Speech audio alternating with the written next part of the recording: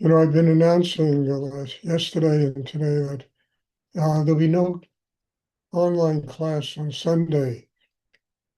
There will be a retreat here Friday night, Saturday, and Sunday, but the online classes will be canceled this weekend. Does anyone have a question they would like to ask?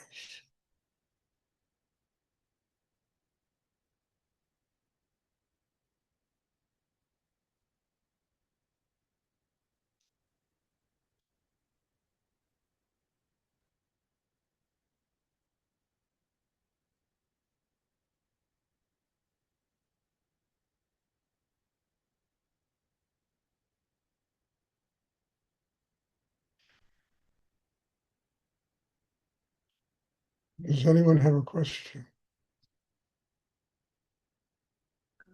Stuart, I have a question. Okay. Mm, can you talk about discernment in life with the practice and how that works? Uh, I didn't get the word determined. Oh, discernment. Discernment. Yeah, discernment. Well, I look at it very simply, Faith. No matter what happens in my day, good, bad, indifferent, it's my teacher. And it's teaching me about me and what I have to do to grow inside to transform myself. And that gives me discernment. I have learned whatever lesson it is, and some of them are pretty ugly lessons you have to learn about yourself in order to grow. And people bring that kind of energy into our life. And the purpose of it is to truly go deep enough to transform that tension into consciousness. And when you learn how to do that, you can deal with whatever goes on in the world. And you can also easily discern, you know, who you want to have in your life, who you want to spend time with, where your activity should be in life, what you have to do about yourself every day. It just gets easier to do it if you're capable of transforming the external and internal tensions into a conscious way of living. It's easy to negate things and to blow things off and to not want, but everything is one's teacher. And when you finally learn what an experience has to teach you, you can say, I don't need that anymore. That's when you get real discernment. When you have grown past it, stronger than it, more open than it. And then you can make the decision. I don't need to have people like that in my life anymore. I have learned everything I can possibly learn from them. Years ago, when I ran a gallery, I always used to have somebody come by who was very difficult for me. I would do it intentionally. Who it was almost impossible for me to spend time around them. They were so difficult for me. But I would welcome them to my gallery when they would come in. And I did it for a reason. And I said to myself, Stuart, the day I can hug that person and the day I can open my heart to that person, I will become a better human being. And it worked because those people forced me to go deeper inside myself and to open more and to get more connected to spiritual energy. And ultimately, I arrived at a place where I didn't have to have people like that around me anymore. I had learned what I had to learn from them. That's discernment. I was once sitting in Rudy's shop and this bag lady walked in, and New York City bag people. And he went up to her and he was so kind to her, and said to me, Stuart, you never know how God is going to manifest in your life. You never know. You never know what any other human being has to teach you until you open and listen to them and learn what they have to teach you. And then if they're not willing to change and grow and develop more consciousness, you can have discernment. You can say, no, I don't need to have people like that around me. And I promise you, the universe will place them with somebody else. That will make you go deeper inside yourself. I promise you that.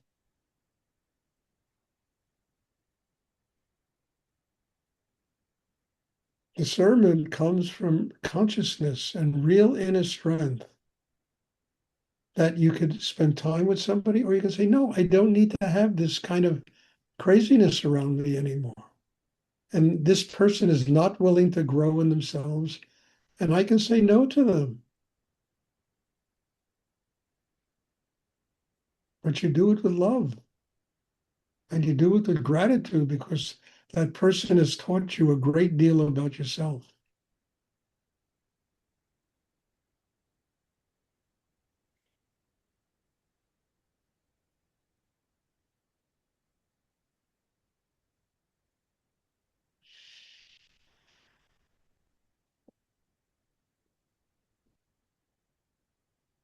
And for God's sake, we all need to learn a lot about ourselves. We really do. I mean, it's easy to judge other people. It's very difficult to take a good look inside yourself and really see what's there. And other people come into our lives to remind us what we need to do every day to grow. And we shouldn't be upset at them because they do stupid things. We should learn from it and be grateful to them. They're teaching us about ourselves.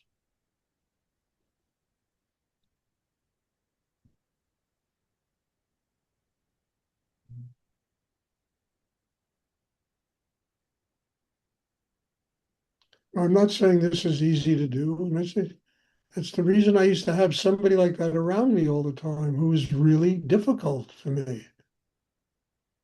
Can I get quiet? Can I get centered around that person? Can I open? Can I see the seed of God in that human being and not judge them?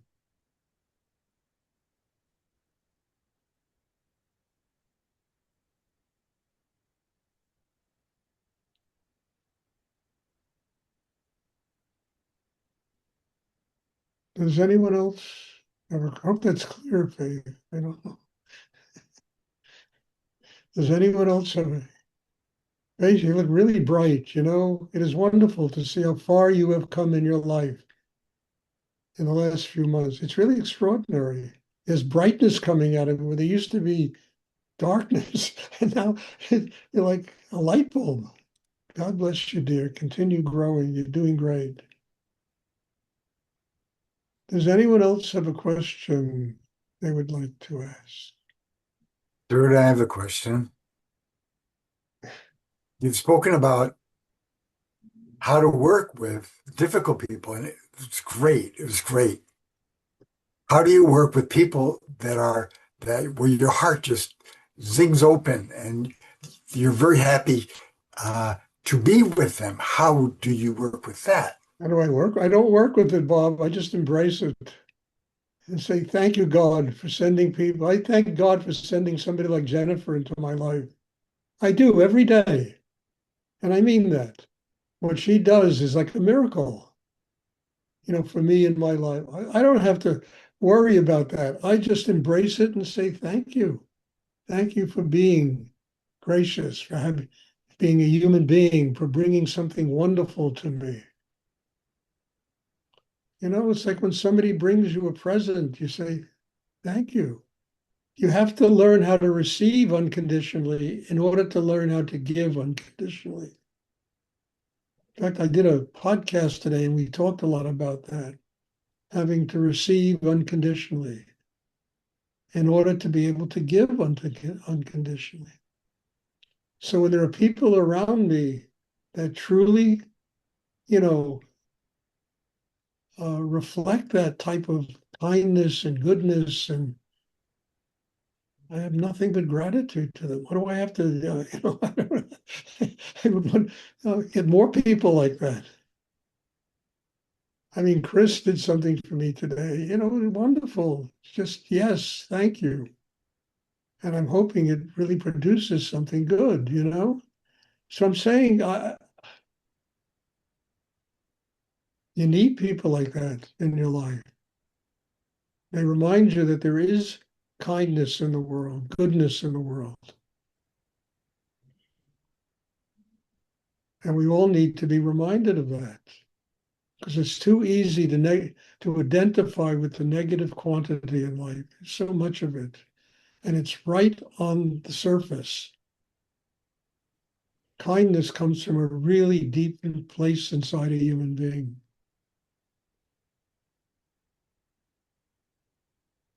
So that's how I work with it. Very good. Thank you very much, Stuart. You're welcome. Does anyone else have a question they would like to ask? See, you arrive at a point in life where it's all there to teach you about yourself. And I think that it's like a gigantic life is like this big university. And it's got many departments and many areas of teaching. And all that's required is for us to get strong enough to open and listen to it, and it will teach us. The meditation is about building that kind of inner strength. That's all it's about. And meditation is not a religion, it's not a cult, it's not even a spiritual life. It's a craft that enables you to build a system inside that you can live in life's university and learn and be grateful for it and recognize how precious the time we have is here and why waste it being upset at the world.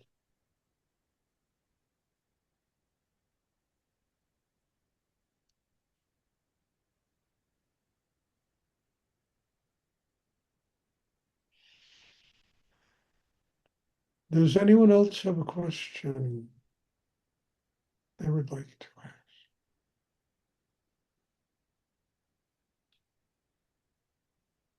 Just so you all know, because I have a podcast tomorrow with a gentleman in India, and he approached me about doing this as a way of promoting my book. It's supposed to be all about my book. I'll find out what it's about.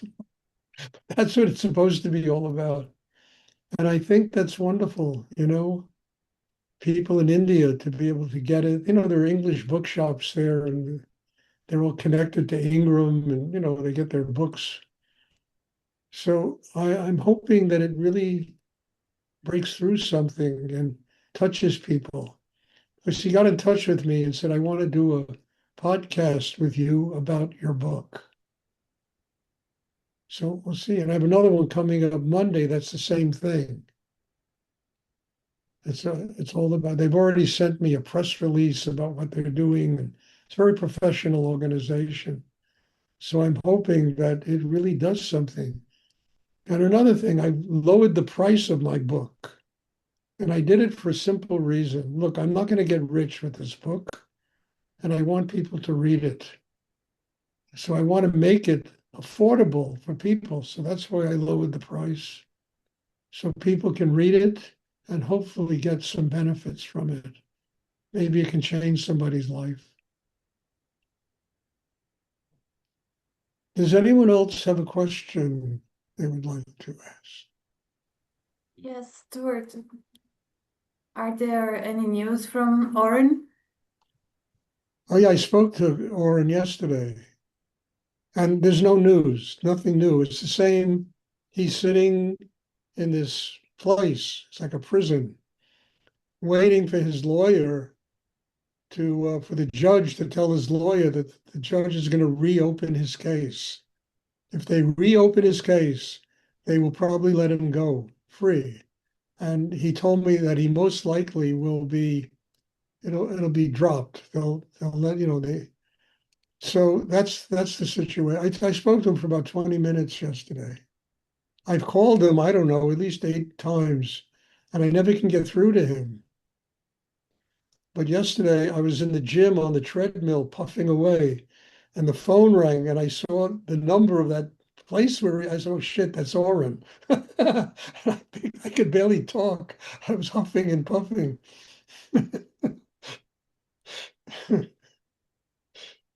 But anyway, we had a nice conversation, and he's a wonderful man, and everybody should send him their prayers, their blessings. And it's just this thing you read in the media today, and it's happening to somebody we know. It's just disgusting, what these people are doing in life. They just completely forget that they're dealing with human beings, and anyway, God bless him. And everybody send him your hopes, your prayers, good wishes, really good vibes. Send him very positive vibes. And hopefully he'll get through all this stuff. Does anyone else have a question they would like to ask?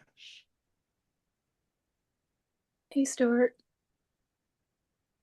Hey, I really hope Oren is doing, I hope really that he comes through. And I was just struck, for some reason, it really struck me earlier in you talking about how, like, why be upset with the world? It's like such a basic thing you said, but in the context of everything, it just, yeah, that just felt so freeing. Good, Yeah. good. I mean, why be upset at something you can do nothing about? Understand, we have a president, God bless him. I mean, as I say, I feel compassion for this guy. I look at him and he's one of the saddest people I've ever seen in my life. All I see is unhappiness in him. And why be upset? I mean, the man is the most powerful person in the world, and the whole world is in chaos because that's what goes on in his head. Chaos, total chaos. And it reflects on the whole world. Why be upset when you can't? What are you going to do about this? You just have to use it to grow in your own life, Yeah. get stronger and able to deal with this stupid situation we have, wars and killing people, and it's just ridiculous, all of it. But we need to get stronger so that it doesn't destroy our lives.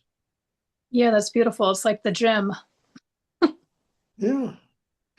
Because there's nothing, I can't do anything about. What am I going to do? Stand in front of the White House and scream? You know?